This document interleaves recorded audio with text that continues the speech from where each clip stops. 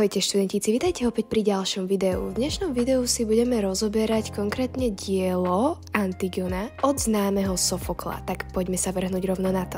Poznámky k tejto téme nájdete na našom Hero, ktoré máte označený v popise tohto videa. Nájdete tam taktiež aj poznámky a testíky, aby ste sa vedeli otestovať a taktiež vypracované všetky maturitné témy zo slovenčiny a literatúry.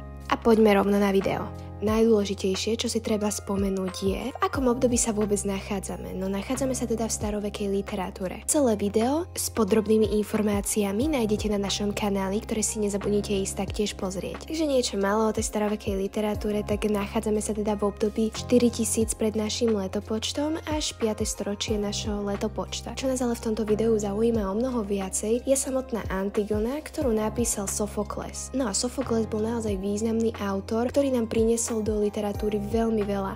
A to napríklad to, že zaviedol tretieho herca. Taktiež zmenil počet ľudí v chóre, a to konkrétne z 12 ľudí na 15. Potom taktiež zaviedol aj maľované kulisy. Čo bolo ešte zaujímavé, tak bolo aj to, že bohovia už neovplyvňovali konanie postav a taktiež zaviedol aj 5-člennú kompozíciu. Veľmi významným prvkom tu bolo aj grécke divadlo. Naozaj sa na to pýtajú vždy a všade, takže nezabudnite sa naučiť aj prvky, teda časti starovekého gréckeho divadla. Poďme sa na ne pozrieť spoločne.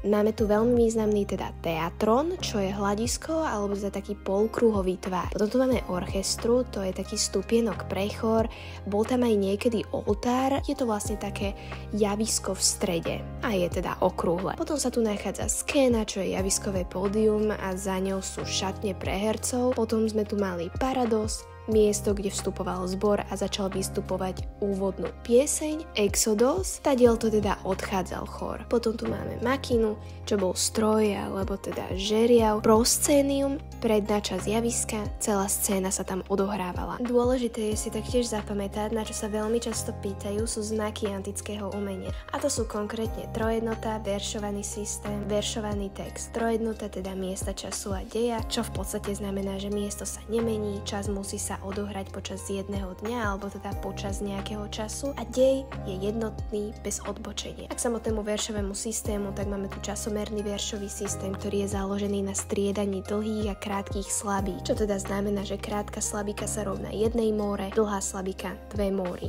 A veľmi častým tu bola aj katarzia, čo bola morálna očista hrdinov, ktorú veľmi pekne vidíme aj v diele Antigona, na ktorú sa môžeme už teraz rovno vrhnúť. Dielo Antigona, tak druh to bola dráma, žáner to bola politická, rodová až rodinná tragédia. Vystupujú tu postavy z vyššej spoločenskej vrstvy. Typy postav, tak máme tu katarzný typ postavy.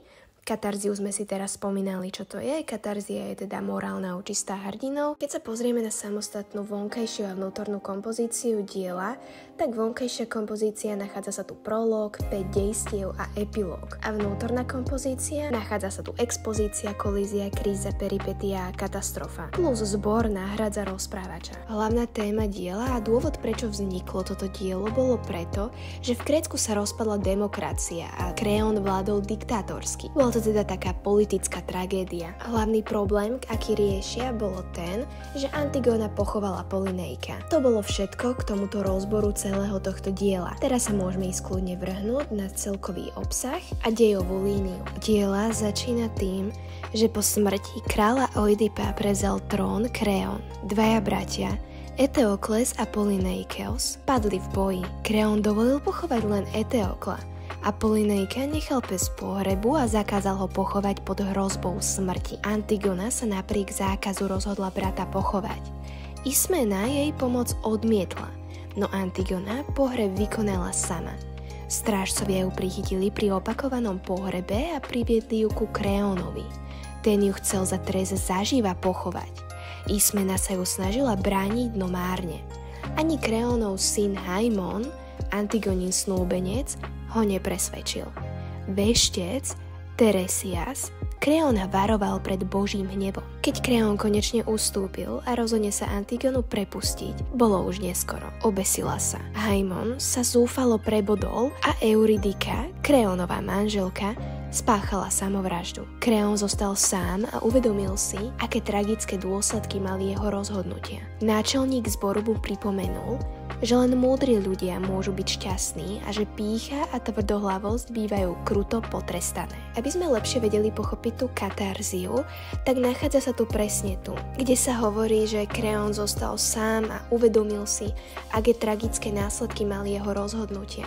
Prechádza takouto morálnou očistou, že mení ako keby trochu ten svoj charakter. Poznámky k tejto téme a aj testík si môžete pozrieť a stiahnuť na našom Hero, ktorý máte označený dole v popise videa. Taktiež tam máte vypracované všetky maturitné témy zo slovenčiny a literatúry, ku ktorým nájdete aj poznámky, aj iné testíky, aby ste sa vedeli otestovať, či tie témy naozaj dobre viete. A to by bolo zatiaľ od nás úplne všetko a zatiaľ sa majte a ahojte.